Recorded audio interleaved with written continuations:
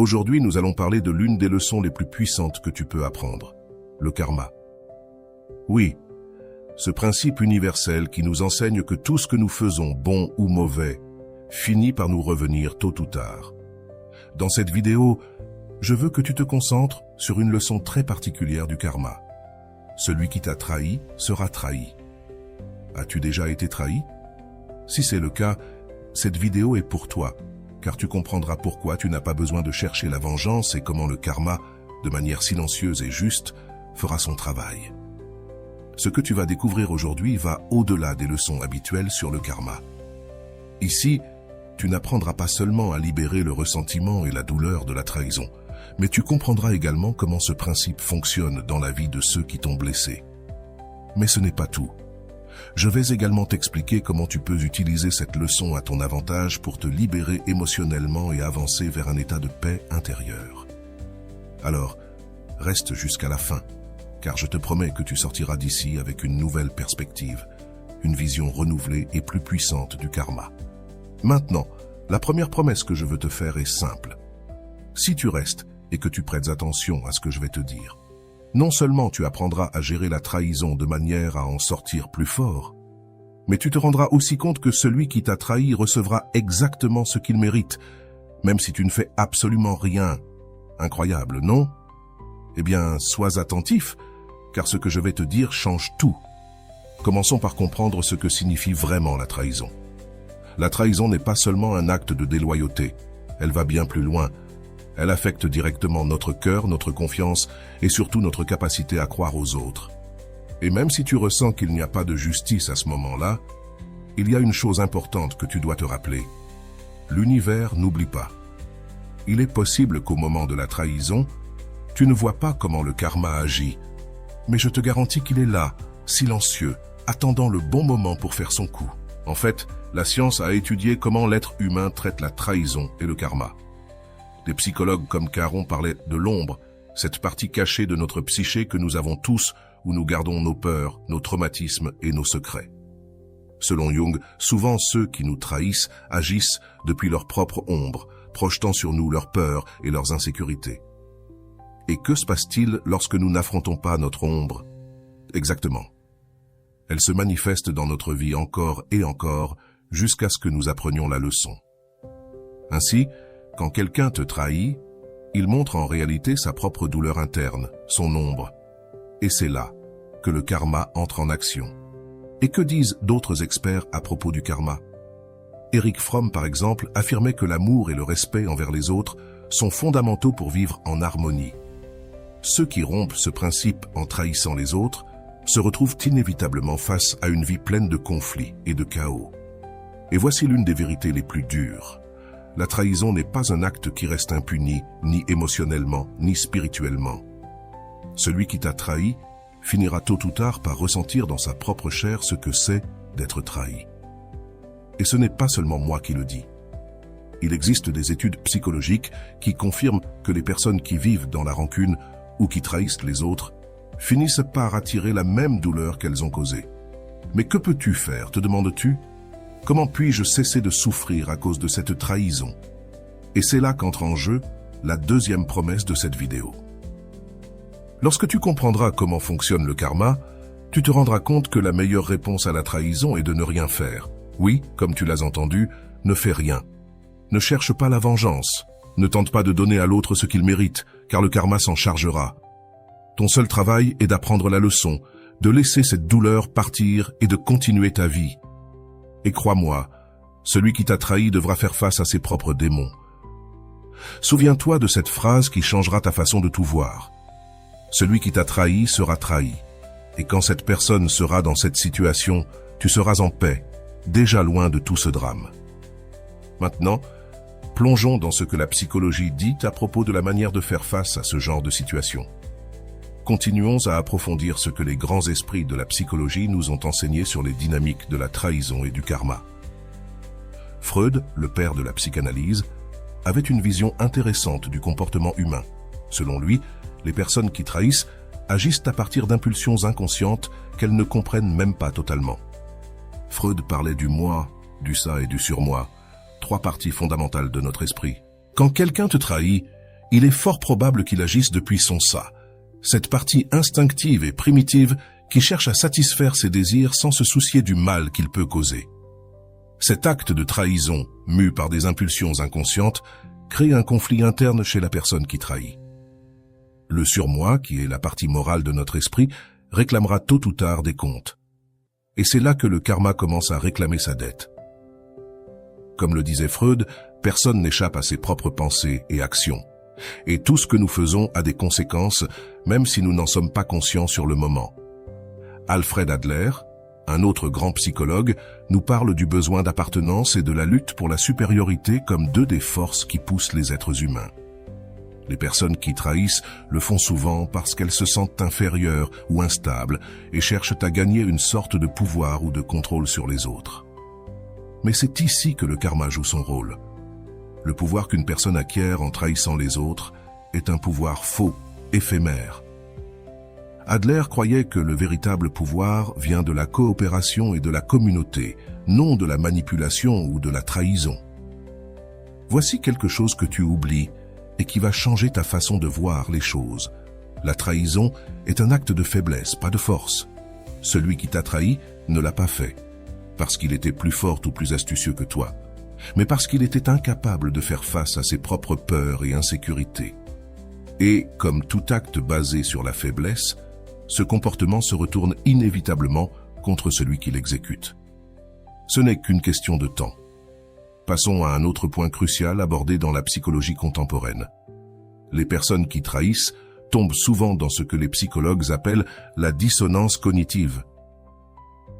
Cela se produit lorsque quelqu'un agit d'une manière qui va à l'encontre de ses croyances ou valeurs et, pour justifier cela, il crée une série de mensonges internes pour se sentir mieux. Cependant, ce mécanisme de défense est comme une bombe à retardement. L'esprit ne peut pas maintenir indéfiniment une contradiction entre ce qu'il pense et ce qu'il fait.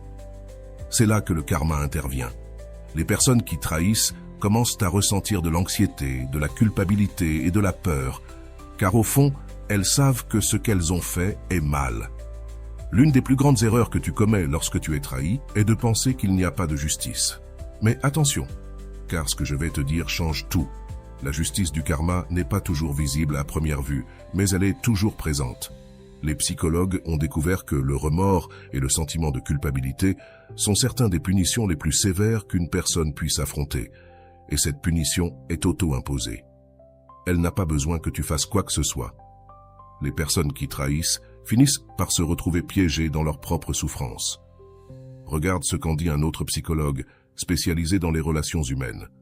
La trahison ne brise pas seulement une relation, mais elle rompt quelque chose à l'intérieur de la personne qui trahit. Selon ce psychologue, les personnes qui trahissent sous-estiment souvent le mal qu'elles se font à elles-mêmes.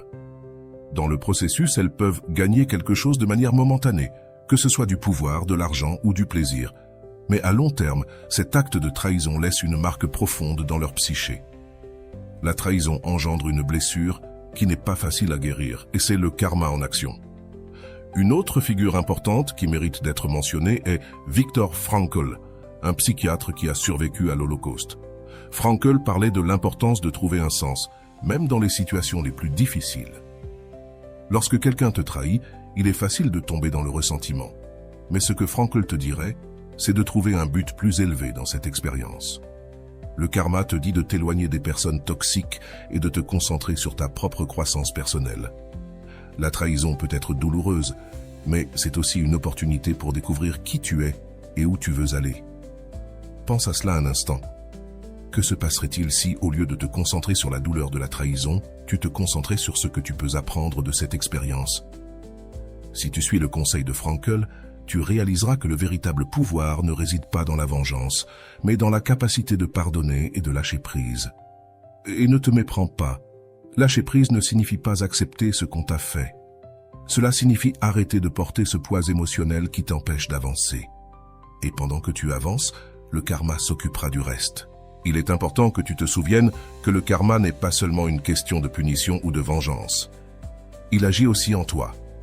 Si tu apprends à lâcher prise et à ne pas laisser la trahison te consumer, l'univers te récompensera avec de nouvelles opportunités, avec des personnes qui apprécient vraiment ta loyauté et ta confiance. Que préfères-tu? rester piégé dans la douleur de la trahison, ou avancer et laisser le karma faire son travail. Tu décides. Maintenant que nous avons exploré comment les psychologues perçoivent l'impact de la trahison et le fonctionnement du karma, il est temps d'approfondir davantage. Que pouvons-nous faire lorsque nous nous sentons piégés dans le ressentiment? Voici une leçon clé, basée sur ce que disent des experts comme Frankl et d'autres. Lâcher prise n'est pas une faiblesse, c'est une force. C'est l'un des moyens les plus puissants de te libérer du cycle de la trahison. Permettre au karma d'agir en son propre temps. En particulier, il parlait de l'individuation, ce processus de croissance personnelle dans lequel nous faisons face à nos ombres, nos peurs les plus profondes et nos blessures émotionnelles. Lorsque quelqu'un te trahit, ton ombre s'active. La colère, la douleur, le désir de vengeance surgissent. Mais voici ce qui est crucial. Si tu es capable de reconnaître ces émotions et de les travailler, tu te libères de leur contrôle. Et au lieu de te concentrer sur ce que l'on t'a fait, tu te concentres sur ce que tu peux apprendre de cette expérience. Il ne s'agit pas de nier la douleur de la trahison, mais de ne pas laisser cette douleur te consumer. Un autre adage le dit clairement, le ressentiment est un poison que tu bois, en espérant qu'il tue une autre personne.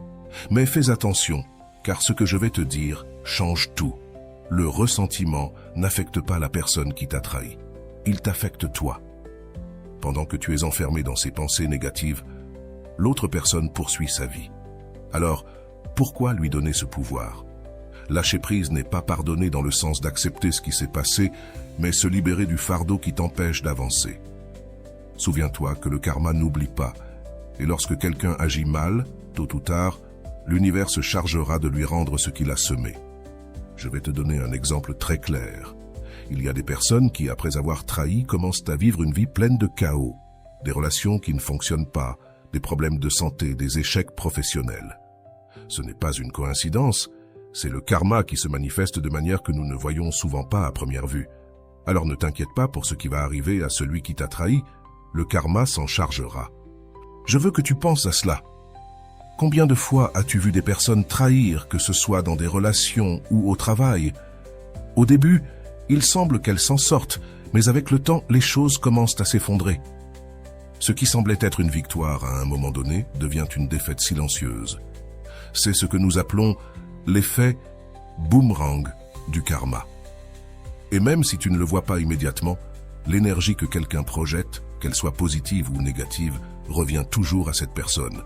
C'est quelque chose que tu oublies et c'est pourquoi tu ne le fais pas. Au lieu d'attendre que le karma agisse immédiatement, tu dois te concentrer sur ton propre chemin et faire confiance à l'univers pour faire ce qu'il doit faire en temps voulu. Voici la partie la plus difficile, la patience. Nous voulons souvent voir la justice se faire immédiatement, mais le karma ne fonctionne pas toujours selon nos délais. C'est un processus parfois lent, mais infaillible. Sigmund Freud nous parlait déjà de cela lorsqu'il expliquait que les désirs inconscients, s'ils ne sont pas gérés, ont tendance à se manifester par des comportements autodestructeurs. Celui qui te trahit n'est probablement même pas conscient qu'il sème sa propre destruction, mais cela ne signifie pas que cela ne se produit pas au niveau psychologique. Lorsque quelqu'un te trahit, il ouvre une porte au chaos dans sa propre vie. Tu ne le vois peut-être pas, mais la culpabilité, l'anxiété et l'insécurité commencent à le consumer de l'intérieur. C'est ici qu'entre en jeu l'un des concepts les plus importants du karma. Ce que nous semons, nous le récoltons. Si quelqu'un sème la trahison, il récoltera la méfiance. S'il sème la douleur, il récoltera la souffrance. Et c'est la raison pour laquelle tu n'as pas besoin de faire quoi que ce soit. Le karma est une loi universelle qui ne faillit pas. Laisse-moi te faire une deuxième promesse. Si tu apprends à lâcher prise et laisses le karma faire son travail, ta vie commencera à s'améliorer. Sais-tu pourquoi? Parce que tu te libéreras d'un fardeau émotionnel qui ne t'appartient pas. Cette trahison ne définit pas qui tu es, elle définit la personne qui t'a trahi. Et lorsque tu le comprendras, tu réaliseras qu'il n'y a rien de plus puissant que de continuer ta vie, laissant l'univers s'occuper du reste. Maintenant, je veux que tu imagines une situation. Une personne qui te trahit, qu'il s'agisse d'un ami, d'un partenaire ou d'un collègue, continue sa vie comme si de rien n'était. Au début, il semble que tout se passe bien pour elle. Elle avance, obtient ce qu'elle veut, mais peu à peu, de petites choses commencent à se produire. Une relation qui ne fonctionne pas, un projet qui échoue, des problèmes de santé qui commencent à apparaître de nulle part. Tout cela est la manifestation du karma. Tu n'as pas besoin de le voir pour savoir que cela se produit, car le karma agit toujours en son propre temps et de manière que nous ne comprenons pas souvent. Donc, si tu traverses une trahison, je veux que tu gardes cela à l'esprit.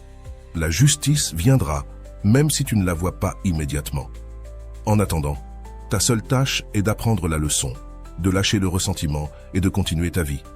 Parce que la plus grande erreur que tu peux commettre est de rester coincé dans le passé. Commettre, c'est rester coincé dans le ressentiment, en attendant que l'autre paie pour ce qu'il t'a fait. Le karma est déjà en action, et la meilleure chose que tu puisses faire est de faire confiance à ce processus. Maintenant que tu comprends cela, passons à une histoire réelle qui illustre parfaitement ce dont nous avons parlé jusqu'à présent. Prêt à la connaître? Allons-y, racontons une histoire qui résonnera sûrement en toi, car elle montre de manière claire et précise comment le karma agit lorsque l'on décide de lâcher prise et de laisser l'univers faire son travail. Ceci est l'histoire de Laura, une femme qui faisait pleinement confiance à son partenaire, avec qui elle a partagé des années de vie et des projets d'avenir. Laura croyait en la bonté des gens, en la loyauté et surtout dans le respect mutuel qu'elle pensait avoir avec lui. Cependant, tout a changé lorsqu'elle a découvert la trahison la plus douloureuse. Son partenaire l'avait trompée. La première réaction de Laura a été ce que beaucoup d'entre nous ressentent dans des situations similaires: colère, tristesse et un profond désir de vengeance. Comment était-il possible que quelqu'un à qui elle avait tout donné l'ait trahi de cette manière? Pendant des semaines, Laura ne pouvait s'empêcher de penser à comment riposter, comment lui faire ressentir la même douleur qu'elle traversait. Le ressentiment a commencé à la consumer, affectant son travail, ses relations avec les autres et même sa santé physique.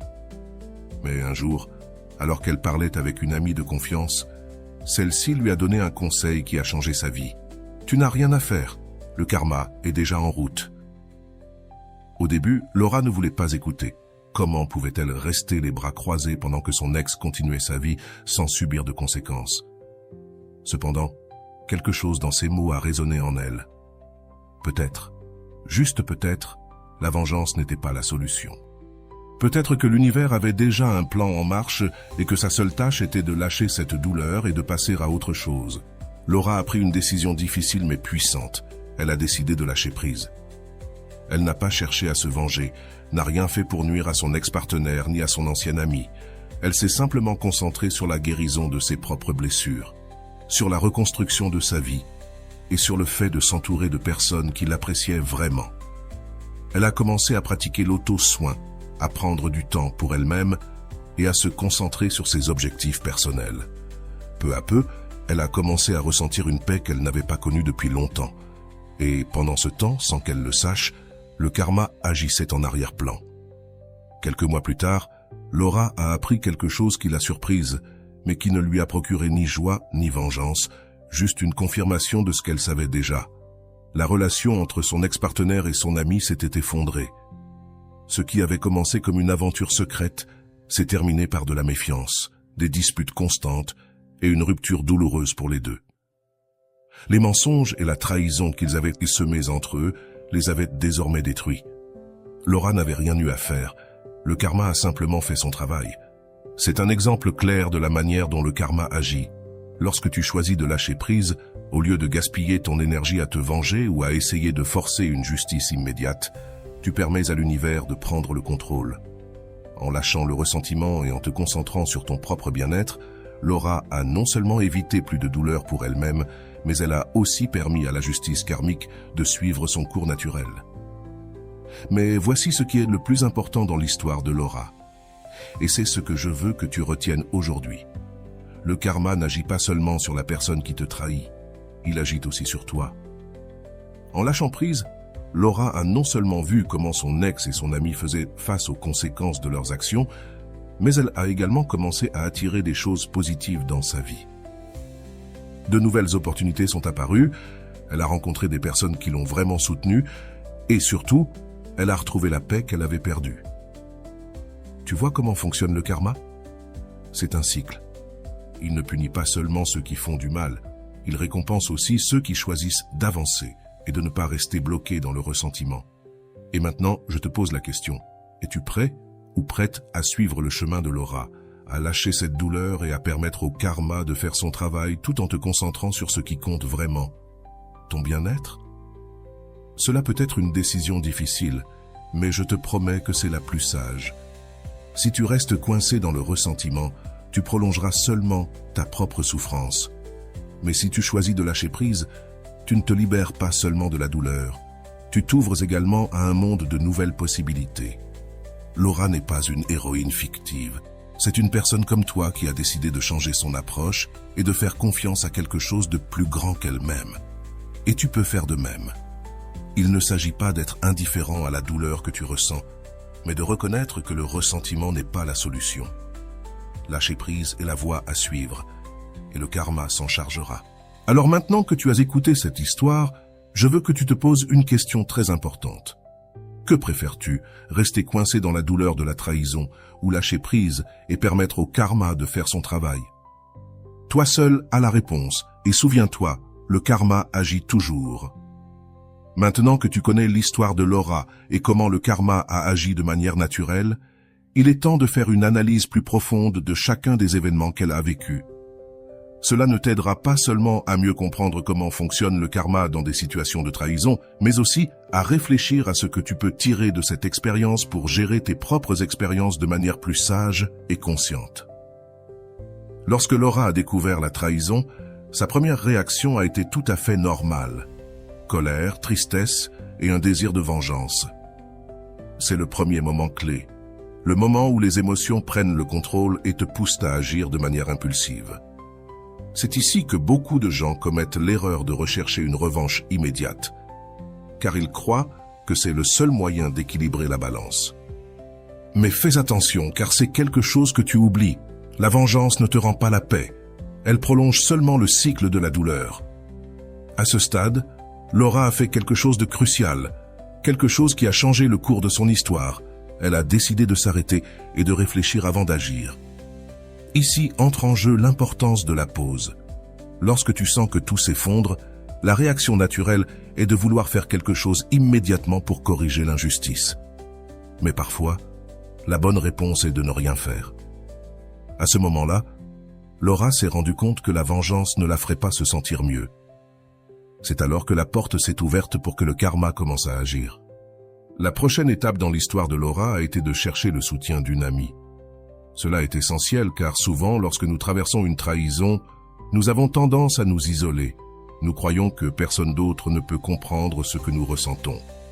Mais le fait de parler avec quelqu'un de confiance, quelqu'un qui peut te donner une perspective extérieure, peut être ce dont tu as besoin pour prendre une décision plus sage. L'ami de Laura lui a rappelé une vérité que nous oublions parfois. Tu n'as pas besoin de faire quoi que ce soit pour que le karma agisse. L'univers s'occupera d'équilibrer les énergies. Ici surgit une autre leçon importante. Le karma ne nécessite pas ton intervention. En décidant de ne pas chercher la vengeance, Laura n'a pas seulement évité d'aggraver sa situation, mais elle s'est également libérée du poids émotionnel que signifie vivre avec du ressentiment. C'est ici que le karma commence à travailler en arrière-plan. Pendant que Laura se concentrait sur sa guérison, son ex-partenaire et son ex-ami ont commencé à ressentir les conséquences de leurs actions. Ce qui semblait être une victoire pour eux s'est rapidement effondré sous la forme de méfiance et de conflits constants. Parlons de ce qui s'est passé durant cette période de guérison. Laura ne s'est pas contentée d'attendre que le karma fasse son travail. Elle a pris le contrôle de sa vie d'une manière que toi aussi tu peux faire. Elle s'est concentrée sur son bien-être émotionnel, sur son développement personnel, et a laissé de côté tout désir de contrôler ce qui arriverait à ceux qui l'avaient trahi. C'est fondamental, car le karma n'agit pas seulement sur ceux qui t'ont fait du mal, il agit aussi sur toi. En libérant son esprit du ressentiment, Laura a ouvert la porte pour que de bonnes choses commencent à arriver dans sa vie. Voici une vérité qui change tout. Le karma ne punit pas seulement, il récompense aussi. Plus tu te concentres sur ton propre bien-être et sur ta propre paix mentale, plus tu laisses de l'espace pour que l'univers t'envoie des choses positives. Laura a commencé à remarquer des changements dans sa vie. de nouvelles opportunités professionnelles, des amitiés authentiques et une sensation de paix qu'elle n'avait pas ressentie depuis longtemps. Le karma, sous sa forme la plus pure, n'est pas seulement une loi de punition, c'est une loi d'équilibre. Il te rend ce que tu as donné et Laura, en lâchant prise sur son ressentiment et en se concentrant sur son propre développement, a commencé à recevoir cela en retour. En revanche, son ex-partenaire et son ex-ami ont commencé à vivre les conséquences de leurs actes. C'est ici que nous voyons comment le karma opère au bon moment. La relation qu'ils avaient construite sur des bases de mensonges et de trahison n'a pas pu tenir. Et comme cela arrive souvent dans ces cas-là, le chaos qu'ils avaient semé entre eux a fini par détruire ce qu'ils croyaient avoir gagné. C'est une leçon que tu ne peux pas oublier. Ce qui est construit sur des mensonges s'effondre toujours. Maintenant, je veux que tu réfléchisses à la manière dont Laura a géré chacun de ces événements. Il ne s'agissait pas simplement de laisser passer le temps. Il s'agissait de prendre une décision consciente, de lâcher prise et de faire confiance au processus. C'est quelque chose que toi aussi tu peux faire lorsque tu fais face à une trahison. La réponse n'est pas de chercher la vengeance, mais d'apprendre à lâcher prise. Et c'est ici que se trouve le véritable enseignement. Le karma ne se presse pas, mais n'oublie jamais. Tu n'as pas besoin de voir comment s'effondre la vie de ceux qui t'ont trahi, car l'univers s'en charge déjà. Pour ta part, tu dois juste continuer à avancer. Nous arrivons à la partie finale de l'analyse, et c'est ici que je veux que tu prennes action. Que peux-tu faire pour lâcher le ressentiment et laisser le karma faire son travail? Premièrement, permets-toi de ressentir ce que tu ressens. Il ne s'agit pas de nier la douleur, mais de la traiter de manière saine. Deuxièmement, concentre-toi sur toi. Laura n'a pas trouvé la paix tant qu'elle n'a pas décidé que sa vie valait plus que de rester coincée dans une trahison. Et troisièmement, fais confiance au fait que le karma agit de manière que nous ne comprenons pas toujours, mais qui équilibre toujours les énergies. Si ce que nous avons discuté aujourd'hui sur le karma, la trahison et comment avancer t'a résonné, je veux t'inviter à partager tes pensées dans les commentaires. Que penses-tu de cette leçon sur le karma? T'a-t-elle aidé d'une manière ou d'une autre? Es-tu prêt à lâcher prise et à laisser le karma faire son travail? Je veux connaître ton avis. À très bientôt dans les commentaires.